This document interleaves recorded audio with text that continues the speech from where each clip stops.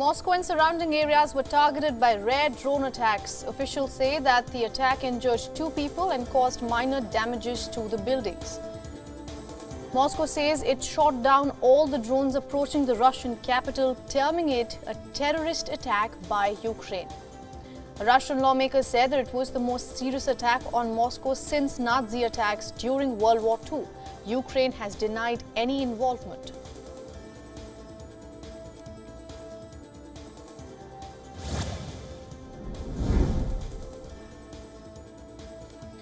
A 9-month ordeal of 16 Indian seafarers detained in Equatorial Guinea and later in Nigeria is over after the Nigerian Navy released their ship. MV Heroic Udun, the Norwegian vessel with the men on board, is now sailing to Cape Town in South Africa, from where they are expected to fly home on June 7th.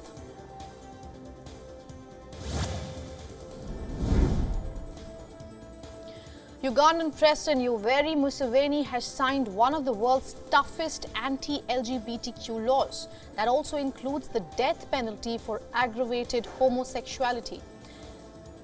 The move has drawn Western condemnation and risks sanctions from aid donors. United States President Joe Biden has called the move a tragic violation of human rights, stating that Washington will evaluate the implications of the law on all aspects of U.S. engagement with the nation.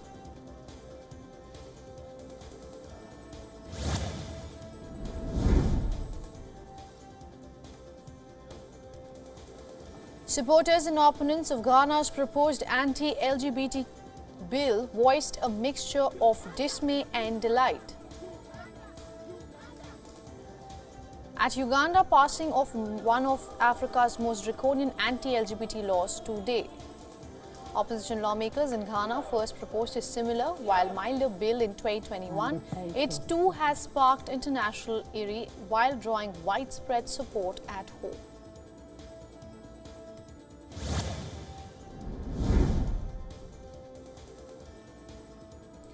Mexican President Manuel López Obrador has said that his government is about to reach agreement with China aiming at curbing trafficking in synthetic opioid fentanyl. The president said that Mexico would continue to cooperate with the United States in the fight against drugs and that the nation is committed to curbing fentanyl trafficking.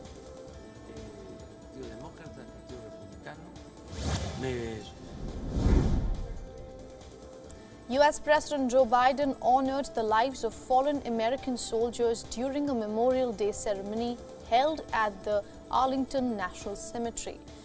The American president laid a wreath at the tomb of the unknown soldier and bowed his head in prayer. Biden proclaimed all Americans had a responsibility towards those who died so that the nation might live, highlighting his administration's commitment to supporting veterans. Biden was accompanied by Vice President Kamala Harris and Defense Secretary Lloyd Austin.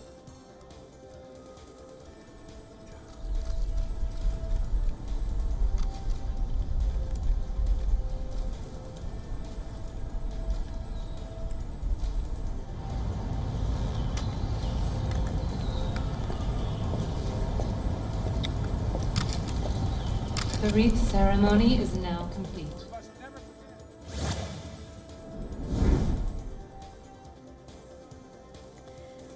Meanwhile, another instance of gun violence in the United States. At least 9 people, including minors, were injured after shots rang out near the beach boardwalk in Florida. Officers rendered aid and the victims were transported to Memorial Regional Hospital and Children's Hospital. Police said that the shooting stemmed from an altercation between 2 groups. 1 person of interest has been detained and another remains at large.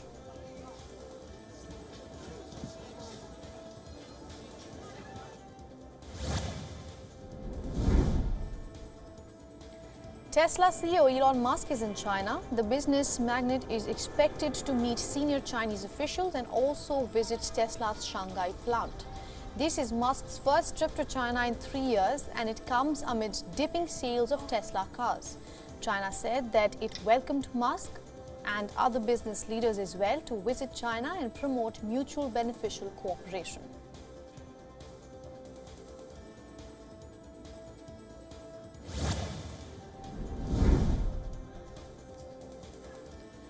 China successfully launched a manned space mission earlier today. The crew of 3 aboard the Shenzhou 16 spacecraft took flight from the Satellite Launch Center heading to the Tiangong space station. The trio's 5-month mission will overlap briefly with that of 3 astronauts living on the station for the past half a year. The fresh crew includes a civilian for the first time. All previous crew members have been members of the People's Liberation Army, the military wing of the country's ruling Communist Party.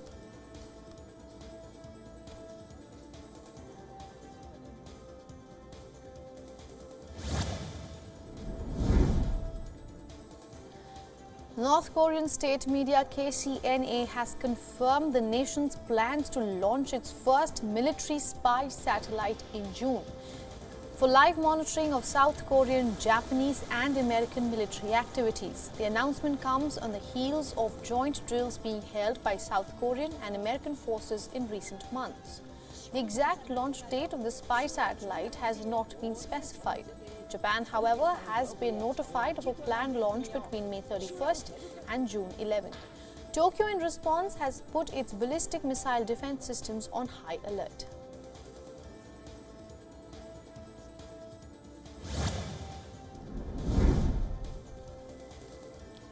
South Korea has signed a $13.7 billion arms deal with Poland. This is Seoul's biggest arms deal to date. Defense companies from both nations hope that the deal will cede Europe's military infrastructure far into the future.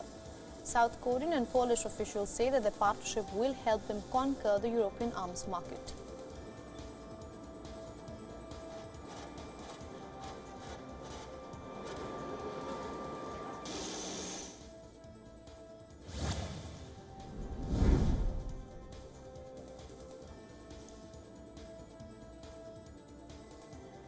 South Korea's defense ministry said that the country has decided to step up defense cooperation with Australia. On the sidelines of the inaugural South Korea Pacific Islands Summit in Seoul, the Korean Defense Minister Lee Jong-suk met with his Australian counterpart Richard Marles and discussed the deal. The two countries also agreed to hold working-level meetings to revise a memorandum of understanding signed in 2011 that aimed to enhance defense industry cooperation.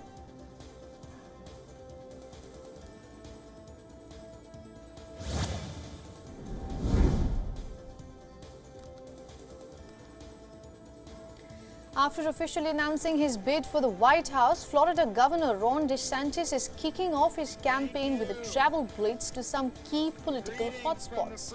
DeSantis is embarking on a 3-state campaign starting in Iowa, followed by New Hampshire and South Carolina. This will be his first round of in-person public events after announcing his bid for the White House.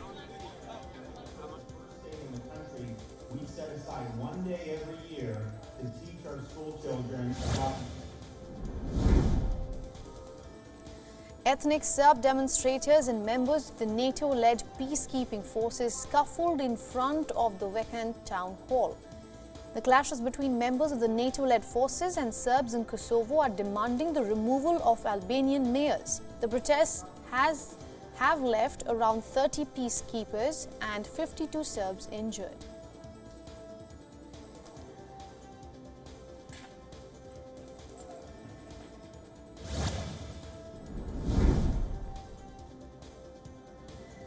In Italy's Pompeii, the ancient Roman city, which was decimated by a volcanic eruption, archaeologists have found 3 new skeletons. The 3 victims were thought to have fled in search of safety, but were trapped under collapsing floors inside a 2-atrium house. The new excavations were made in Reggio 6, a commercial part of town which had been relatively unexplored until now.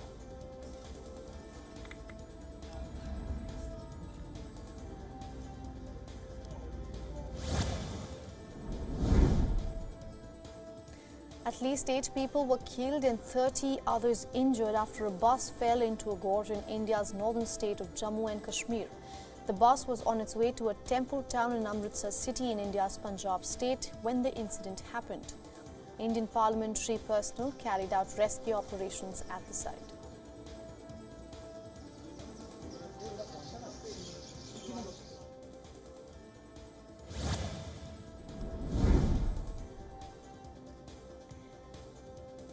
Venezuelan President Nicolas Maduro met Brazilian leftist leader Luiz Inácio Lula da Silva during his visit to Brazil since 2015 ahead of a regional summit.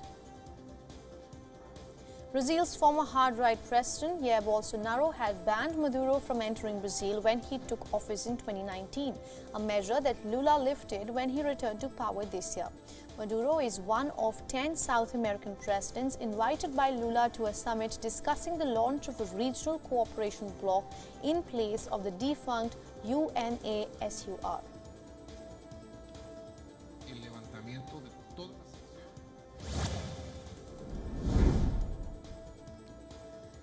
Fireworks exploded in the hands of a Turkish civilian who was attending a celebration for President Recep Tayyip Erdogan's re-election. Along with thousands of others, it was not immediately clear if the incident had resulted in any injuries. Videos posted on social media showed the fireworks looking off the ground, and as the crowd quickly dispersed and ran for cover.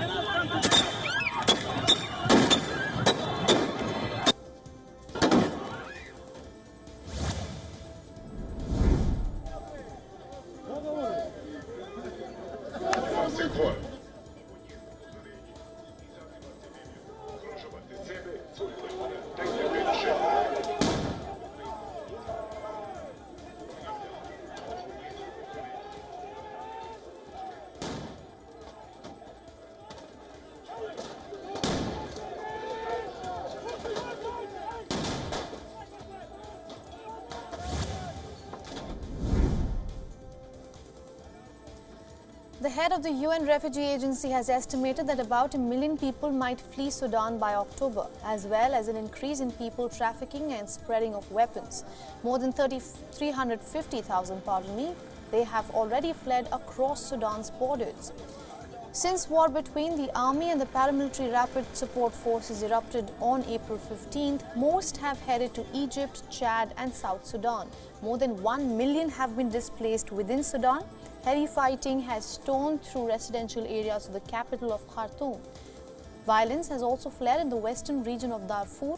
UNHCR had foreseen about 800,000 Sudanese and 200,000 people of other nationalities leaving Sudan over the next 6 months.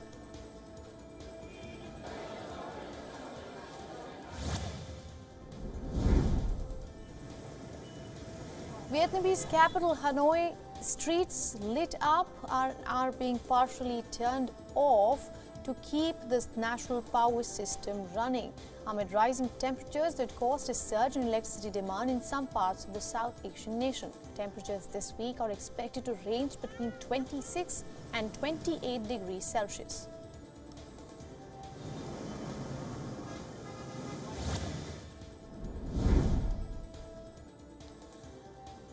Talks involving 50 countries to reduce plastic pollution opened in Paris yesterday, with the hope of agreeing to a treaty that will be implemented before the end of 2024.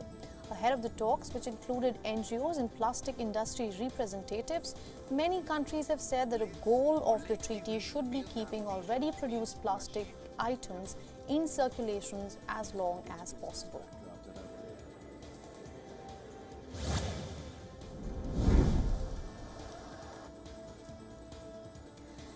Hundreds of dead birds mysteriously washed up on Chilean beach on Sunday, prompting environmental concerns amongst locals and authorities.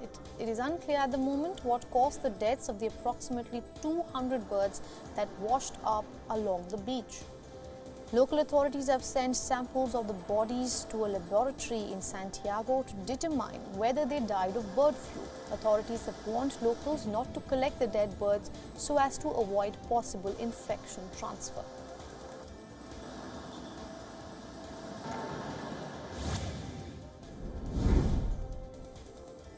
The eastern Canadian city of Halifax has declared a state of local emergency. This after a major wildfire caused evacuations and power outages in the region.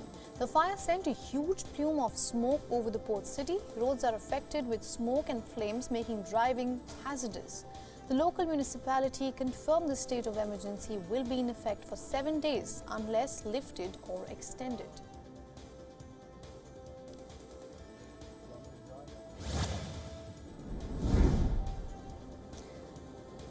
Now, heavy rain caused flooding in Madrid as well, and videos of the deluge have gone viral on Spanish social media. Eyewitness videos showed rainwater pouring into a station, leaving floors and staircases submerged. Earlier in the week, Spanish authorities had to shut down schools, universities and daycare centers as a precautionary measure after rains left behind flooded basements and submerged cars in the city.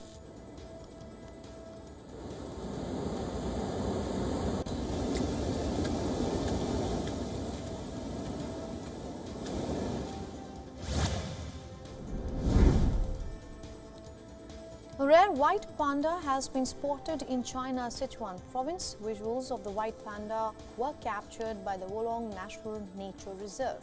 Images of this panda were first captured in 2019 when it was 2 to 3 years old. According to reports, the white panda is believed to be an albino and could be the only one of its kind in the entire world.